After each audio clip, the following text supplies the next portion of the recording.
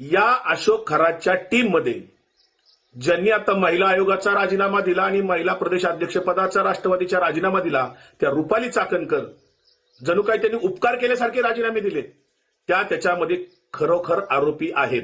सुनील तटकरे आरोपी आहेत. हे दोघ जण वारंवार नाशिकच्या विमानतळावर उतरून तिथून गाडीने त्या ठिकाणी अनेक वेळा गेलेले आहेत. अनेक लोकांना त्यांच्या माध्यमातून अशोक खरात भेटलेला आहे. अशोक खरातचे अनेक व्यवहार या दोघांना माहिती आहेत.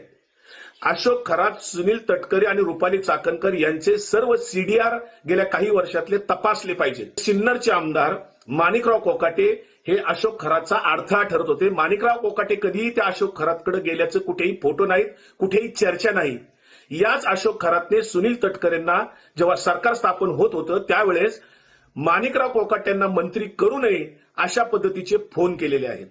सुनील तटकरेंनी सांगावं की किती वेळा अशोक खरातने तुम्हाला विनवण्या केल्या किंवा फोन केले माणिकराव कोकाटेंना मंत्री करू नये म्हणून. रुपाली चाकणकरनी सुद्धा त्याच्यामध्ये आग्रह धरलेला होता.